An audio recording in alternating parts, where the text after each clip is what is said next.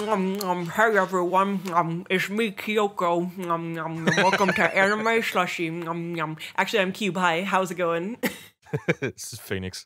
I do love that shot where she's like talking while like an entire burger in her mouth and fried chicken, and like just like stuffs it in so fast.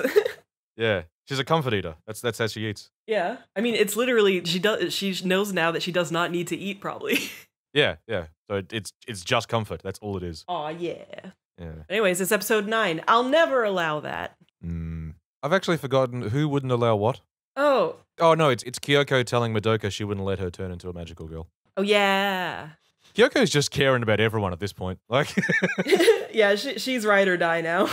yeah, I'm only going to live for myself. 5 episodes later, I'm worried about everyone. Sayaka taught her how to love.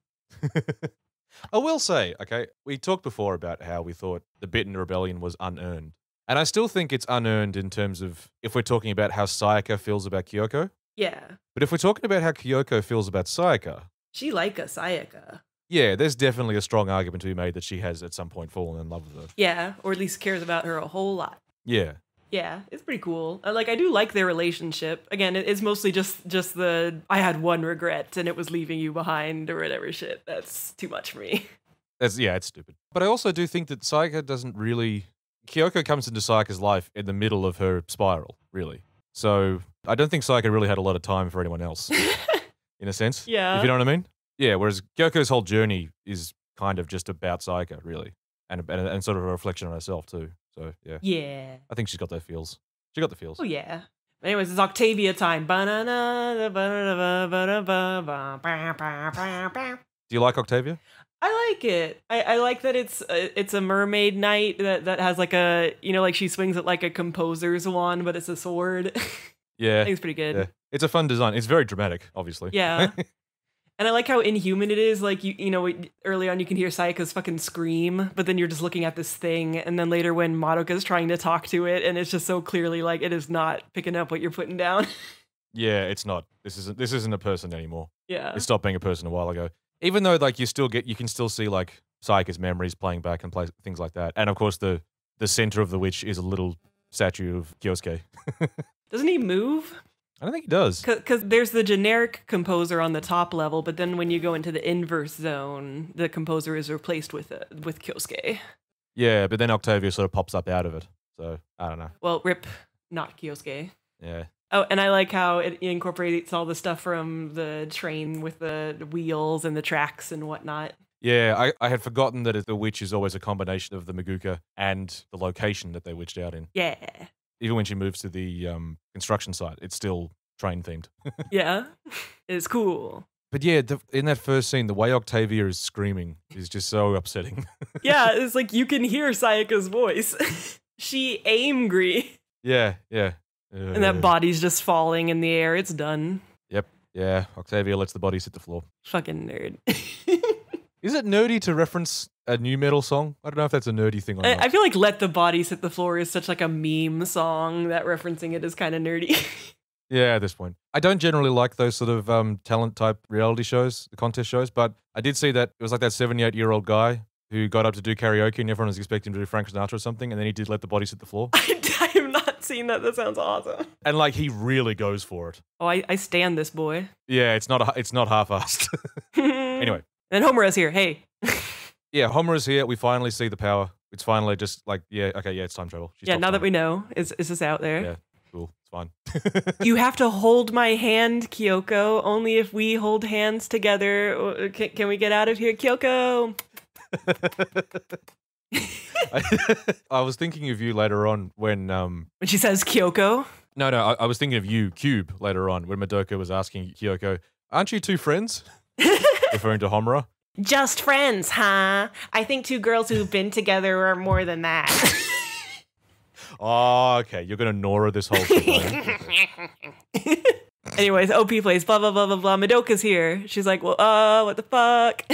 I do like as well that in terms of the 2 reveals from last episode about what Homura's power is and how magical girls turn into witches, like right in the opening, we see Homura use her power and Homura just straight up says, yeah, that used to be Sayaka. She's a witch now. That's what happened. Like, yeah, it's been revealed to the audience. There you go. Yeah. And by the way, the fucking splash screen of Mami and Sayaka and Madoka is still at the end of the OP at this point. Still there. Yeah. Look, gotta put our budget elsewhere. We're Shaft. We're having trouble all the time, forever. Also, just at the start of this is the first time we've seen someone leave a labyrinth, right? Yeah. Yeah, it's weird, right? It's like, what does it mean to go far enough that you, like, spawn out of it? Yeah. Or that was always an option. You could just fuck off. Yeah. If you wanted to bug out, you could just do that. It is kind of too bad that they never bring back the witch kisses after the Hitomi scene, because it would be interesting to see, like, what the witch kiss Sayaka kisses would do to people. You almost think that there was an opportunity there because Sayaka was just because Octavia was just kind of roaming around on her own for a while. There's a chance she could have swept up a few people. Oh yeah, she probably would have. But I guess they didn't want to make it about that because they wanted to be a little more artsy. Because this is a very romantic episode in a way. It is, yeah. It really is. I actually wouldn't mind getting into that now, actually. Kyoko is so gentle in this episode, you know? Yeah, she's come around completely. Yeah. Like when she goes and asks Madoka for help, she says something slightly insensitive and then apologizes for it. Yeah, she's been a little tsundere because, that's her character, but she's still like, oh, I want to be friends now. Yeah, like when Madoka goes to shake her hand, she's like, oh, you're going to cramp my style. But it's like said with a smile. Right. It's like, yeah. She wants to be the cool superhero again. Yeah, like she pretty much straight up admits in this episode she was Sayaka at one point. Yeah. Like this is part of the reason she relates to her so hard. Wouldn't it be cool if I cut Octavia in half and her soul gem popped out again? It'd be like one of those romantic stories where love triumphs. Yeah, aka other magical girl shows. Because this thing they decided to try to do is so other magical girl shows. Yeah, it's like literally the power of friendship. Yeah. Turns out it doesn't work. Yeah. Oops. But during this scene, I love just how much Homura keeps fucking flipping her hair dramatically. It's her favorite. I want a supercut of every time she does it. Homura is back to being super harsh towards Madoka in the way she speaks to her. Right. But when Kyoko's accusing her and like saying, how can you talk like this when you know she was her friend? And when we see Homura talk, she's just being her normal hair flippy extra self. But there's those quick close-ups you see of her eyes where she's sort of wincing at looking at Madoka crying. Oh, yeah. You know, like she can't maintain the facade the entire time. There just has to be like, because I'm not a human, and neither are you. We're lost causes. Hair flip. Flip. I also thought it was interesting, that thing she says about being a magical girl, and turning into a witch. It can only last until she has suffered an amount equal to the good she wished for. It's not, it can only last, she's just like, now she shall curse as many people as she helped. Again, it's like that stuff that Kyoko says, but I don't think that's true at all. Where did they all get this impression? No, I think this is just partially Homura's stupid, edgy mindset, but that's not true for any of the other magical girls. No. Like, it's not true for Mami, because all the good she really wished for was that she could keep living. And she definitely suffered more than that. It's not true of Kyoko. Kyoko definitely suffered more than enough to, like... No, they're talking about spreading suffering. Sayaka will now spread as much suffering as the people that she helped. So, like, if she saved 50 people, then she'll kill 50 people now. I know she says that, but there is a line before that, where, at least in my translation, where Homura said, equal to the amount of good she wished for. Oh, I don't know about that. Yeah, so that's definitely not right. That might be a kind of semantic thing. But either way, it's very, like, I don't think that's how it physically works. No, I don't think so. You're all just fucking drama queens. God. Why can't you be more practical? Also, it's just not true. Like all of the other girls had suffered more than their wish at a minimum. Yeah. And though in terms of being practical, I do like her being like, you really need to find something to do with that body because now that it's out here, you don't want people fucking asking you questions. So maybe dispose of it properly. Have fun with that, dummy. We see Kyoko in the penthouse, or a penthouse, right? Isn't there some extra law that says like that's what she does? I think I don't know if it's anywhere outside the Oriko manga, but she will just go to hotels. And I don't know if she somehow like tricks people into letting her stay or like steals money to go into them or just like sneaks into empty hotel rooms, but she stays at hotels. Yeah. That's the idea. That bit of extant lore about her still having the power to sort of convince people of things, like a sort of a forced mind trick. Yeah. Kind of makes sense with her just being able to steal food and stay at hotels. Yeah. Despite having no money. Yeah. Well, in the different story, she has illusions. Oh. But then like she stopped using that power because of stuff. I'll have to reread the different story and then we can talk about it in our post-show, talk about the weird manga time. Yeah. Well, we can split up all the mangas evenly and read those. Oh, yeah. That'll be a fun discussion of which we're going to subject each other to. Yeah. Now, the discussion between Madoka and Kyubei. Okay, yeah, some stuff to unpack here. Yeah. First of all, lol, chairs. The fucking chairs. God. Lots of chairs. Sick of these motherfucking chairs up in this motherfucking house. Now that, like, we've talked about the chairs too much, when there's, like, just in the middle of the conversation, there's just 3 cuts to chairs. Like, Kyubei's talking, Madoka's sad, chairs. Back to the conversation. Shimbo, calm the fuck down. And then we cut wide and we see, oh, yeah, no, all those chairs really are in Madoka's room. Why does she have all these chairs? Why has she collected all these different chairs? Stupid. Dumb. I don't like it. Too much. It's so dumb. Dumb.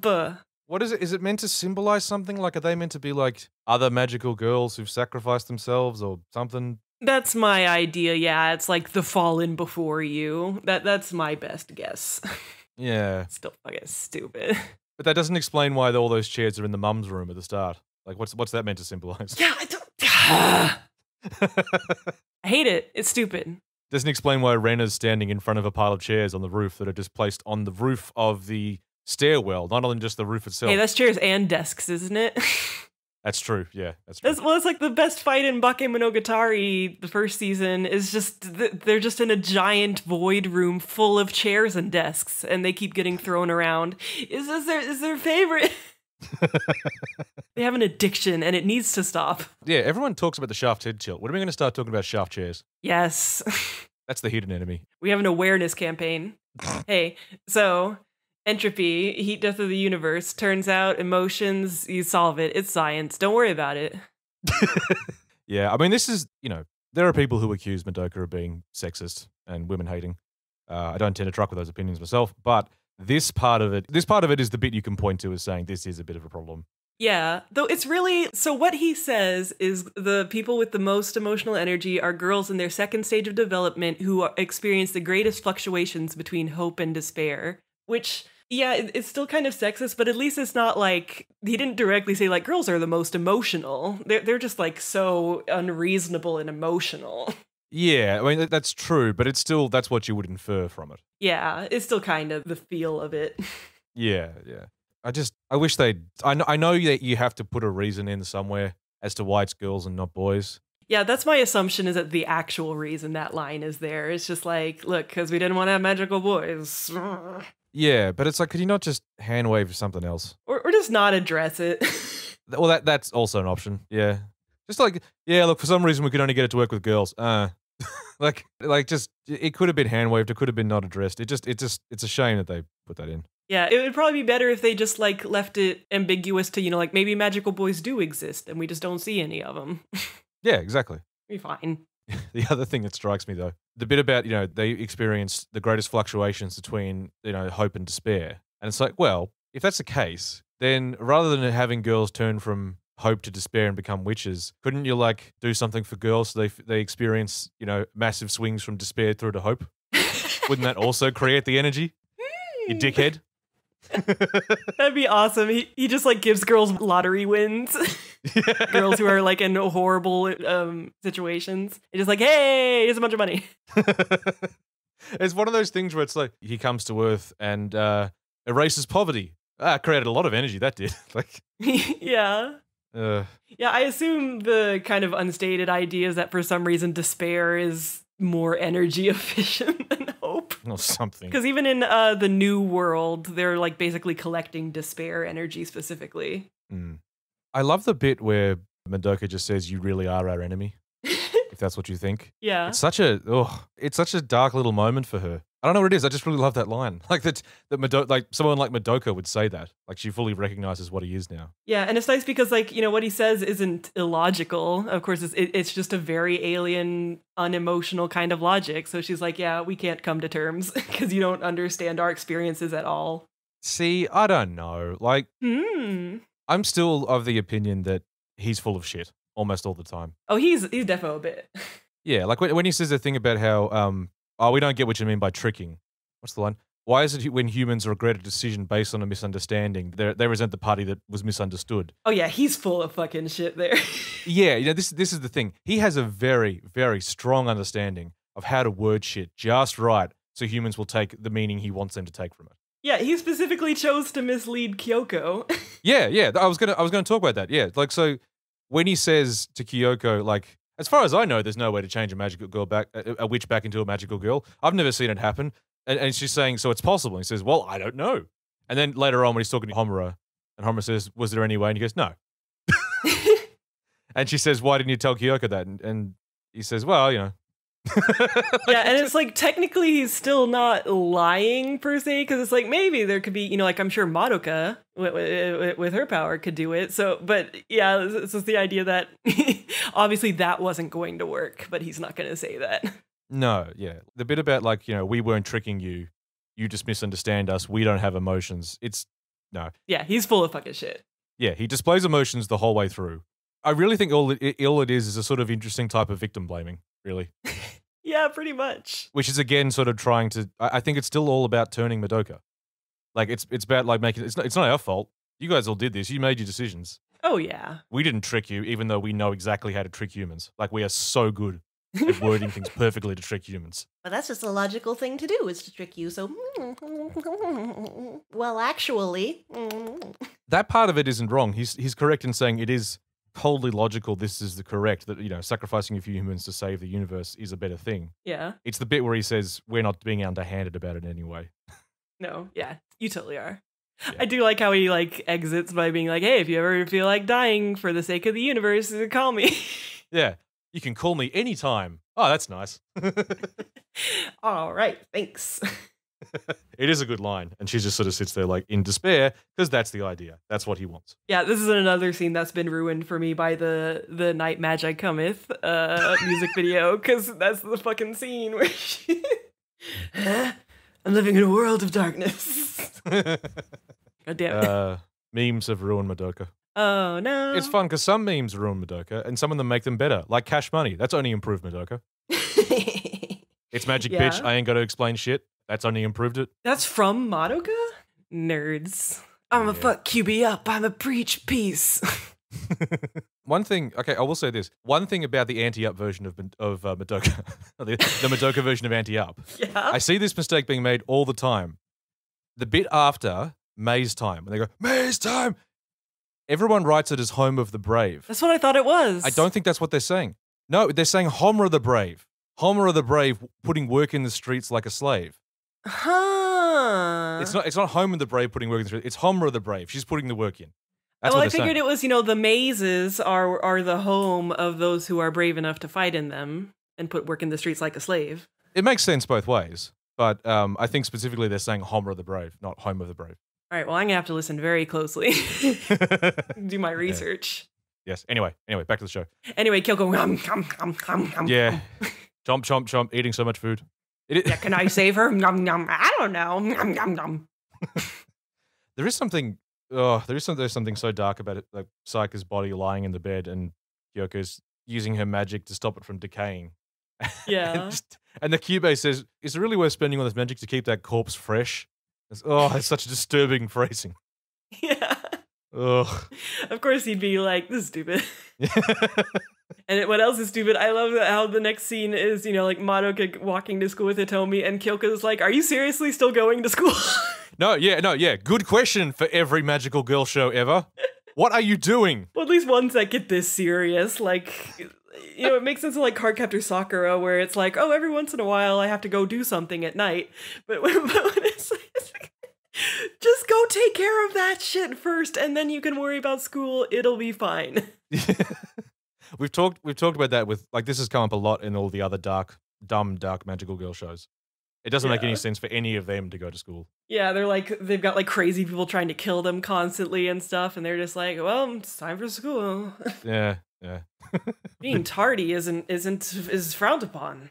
It was funny. It was funny that, Kyoko just straight up says it. Don't go to school. What are you doing? Deconstruction.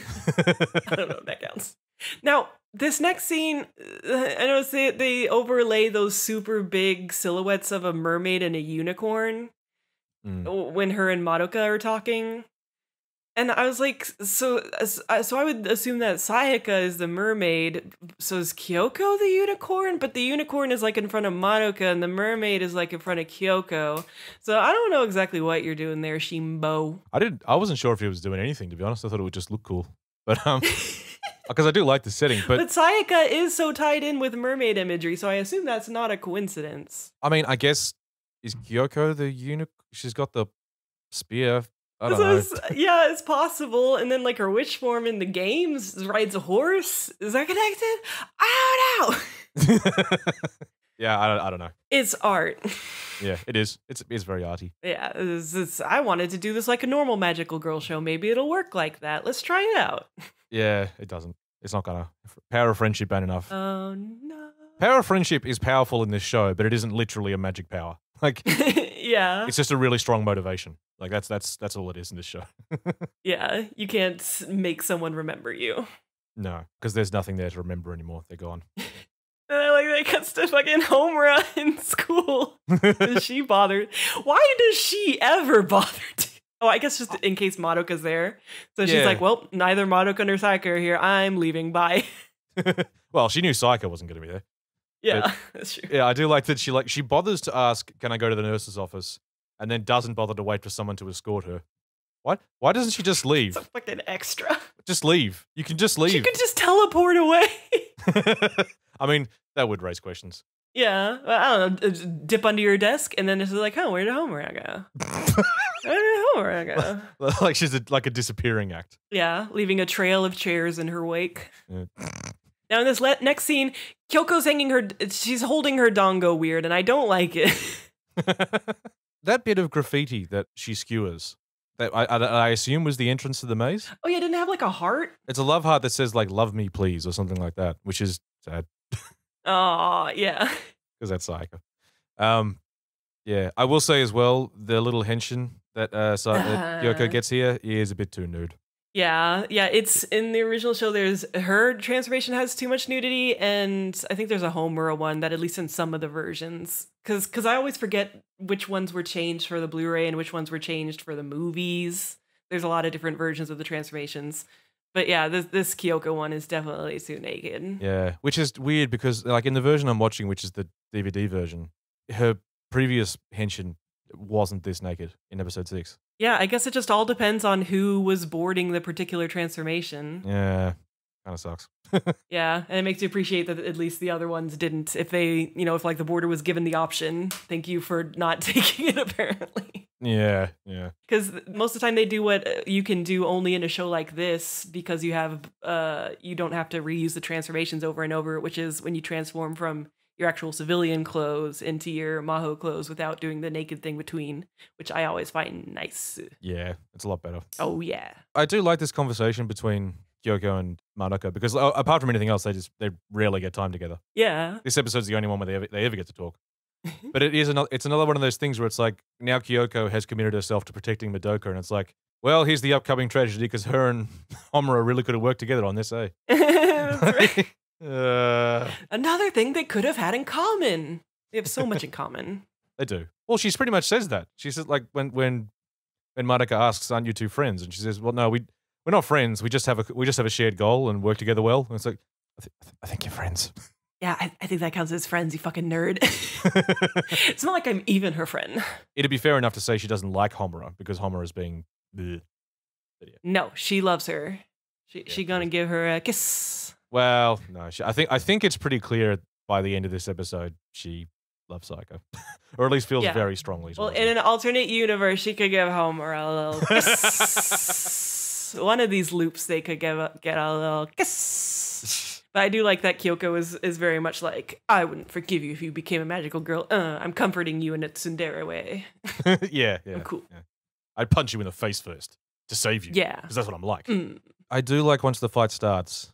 The little bit where it goes quiet and Kyoko's sort of just essentially talking to herself. Yeah. But she's talking to the Sayaka in her head, saying, it's fair enough. I beat you up a lot. You get to beat me up. And there's that red and blue silhouette of the two of them holding hands, and then the blue Sayaka just explodes. Very romantic. It is super romantic. But also, so the mixing thing is super romantic, and I'm cool with it becoming blood that's pouring from her. I don't like that it looks like it's coming from between her legs. That makes me think of other things, and it's not cool. Yeah, yeah. I mean, I assume she was sort of puking it more than anything else, but yeah, I know. Yeah. Yeah, I think it's supposed to be like dripping down from some big cut in her torso or whatever, but it's like when blood's dripping from between your legs, I'm gonna think I don't. To be clear, it's not. We don't see it directly coming from between her legs. It's just how the silhouettes line up. But yeah. Well, yeah, it's like you see her 2 feet on the ground, and then the blood between them, like. But of course, there's a lot of good Sakuga and shit. Yeah, there is. There's a lot of really nice animation in this episode. And Homura shows up, and they fall through the floor and go to the Nega zone where it's all blue now. And Kyoko does her fucking rat ass shit where she takes her pin out of her hair, and it is just a badass.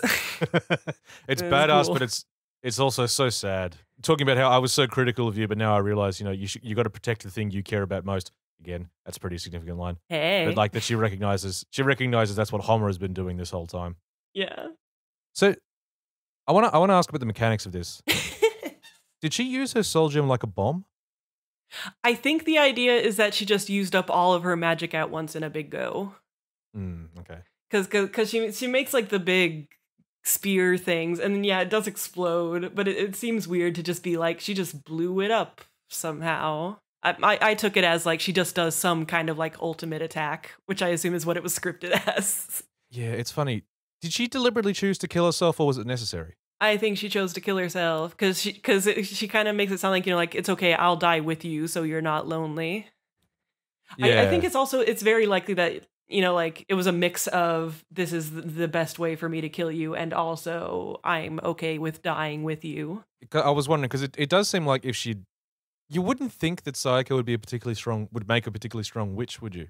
Yeah, you'd think that Homura, especially when she's there, she might be able to just go ahead and take her out. Yeah, but no, like Kyoko's making a conscious choice to just die with her. When I first watched this, I at first thought it meant like I'll be the one to kill you, so you won't be alone when you die. But it's like no, we're going to die together right now. Which with everything else that's happening, that's very romantic in a way. Like, yeah. In a really dark way, it is. No, yeah, it is a good ship. It's a strong ship. And Homura's alone at home, and Kyoko's like, meh. Ha ha. Turd. All exactly according to Keikaku. It's funny thinking about the concept though of the Kyoko and Sayaka ship though. I do think like part of it is conflated by like dealing with Sayaka is in a way Kyoko dealing with all of her own demons as well. Yeah. Like she's looking at a version of herself where things went a lot worse for. I think part of her killing herself and also feeling this strongly for her, it's maybe about like dealing with a younger version of herself too. Yeah, this is like her way of self-redemption. Yeah. Is like, you've reminded me what I wanted to be. I want to help you because you're what I was, and I tried to convince you that you had it wrong, but I had it wrong. And blah. Yeah, and I should have helped you. The fact that she's talking about their first fight where she beat the shit out of Sayaka and then saying it's fair enough that you beat me up. A part of it probably is just like guilt for the way she treated her right at the start. Yeah. Like, there's a lot going on. There is a lot going on there. Yeah. Hey, pretty good. Yeah, good show. Very sad. Good show. And then the ending, the ending song that they put in the Blu-rays. At first, I thought it was a little too much, especially because when I was younger, I was less into the Kyoko Sayaka ship, which I've softened on as a ship at least. But it's fucking Wowaka. Yeah. God damn it. Like, because I remember when I was first listening to it, because for a long time I would just watch and rewatch the TV version of the show, and I hadn't actually seen the Blu-ray versions. So I was like, what? They put this cheesy ass love song? Oh, wait, these instrumentals sound kind of similar. Of course, he wasn't dead at the time then, but now that he's dead, it's even worse now that he's dead. Yeah. Yeah. And it's such a sad, like, goodbye song, and it's like, fuck. The image they chose to use, though, too, is... I still think the image is a bit stupid. The image is a bit stupid, but in terms of symbolizing where both characters were at, like, rather than just say, like, a romantic image of the two of them, Kyoko is looking sort of lovingly at Sayaka, but Sayaka is just despairing and falling. Yeah, because Sayaka never got to be healed by their relationship. Like, only Kyoko was able to grow thanks to coming to know Sayaka. Yeah. I mean, this is what I was saying at the start. I think that's what makes the bit in Rebellion kind of stupid, is that there's never really any... I don't think there's ever really any indication that Sayaka feels anything for Kyoko. Nah. Mostly just because she's got too much else going on. Yeah, like, I could buy in some other reality where they were able to hang out, maybe she would have, but for them to just, like, drop that out there without us ever having seen any of that, it's like, okay. That's dumb. I guess she listened to the Wawaka song, too. I sort of wonder if part of it was, like, fan service in the sense of people felt bad for Kyoko, that those feelings never got requited. So, like, all it was really about was saying, like, was just doing the bit of fan service to say, oh, no, it's totally cool. They love each other. No, and then it's also like, oh, and Sayaka, she's totally fine now with her boy not liking her, and it's all cool. Yeah. Because, like, I've said this, we'll get into this when we eventually talk about Rebellion, but Rebellion is all about fan service. Oh, yeah. That's entirely what it is. Just making every fan wish come true. Yeah. I will also say, we haven't been talking about the images they use for the very ends of the episode. I was going to bring up the end card. But at first they were just like cutesy images for the most part that were like, obviously didn't suit the show. But this one, oh God, this one is disturbingly horny. They horny for this one. Oh, God, it was gross. It's just, oh. What's great is, so, it's like, it's kind of a cool, but kind of like off-model Kyoko face, and it's like, oh, the painting style's kind of nice and stuff. Yeah. And then for the TV show, they don't zoom out quite as far, I think because it was like too much to show for TV to show the whole ass. Yeah. But then, of course, for the Blu-ray, you get that whole... That's the thing, because at first you're looking going, oh, this is a bit bad, bit off-model. Oh, where is this? Oh, no. Oh, it keeps going. The leggies keep on going all the way up. And of course, it's an artist from Nitro Plus, which is a company that Gen has done a lot of work with that makes, like very edgy visual novels and horny stuff. So it's like, of course, they'd do that. Yeah. Yeah, the end cards in general are definitely a super mixed bag. Like, yeah. Some of them are nice, but like a little too horny. Some of them are just kind of like, eh. It's a lot of stuff. Some of them have the Mad Max character in it. They felt very deliberately like they're not meant to fit the show. Like that's deliberately what they're doing. I don't even know, because that one episode has what's the name of that artist I like? Hajime Ueda. He did the one where the girls are all like, it's kind of like the scratchy style, and the girls all have black bodies and they look very dramatic, and there's like 4 of them, and so I like, he got the memo of what the tone of this show was. But yeah, all the other ones are weird and cutesy. It's just, but this one, yeah, man. Yeah, it's not great. We got more like that in Magia Record.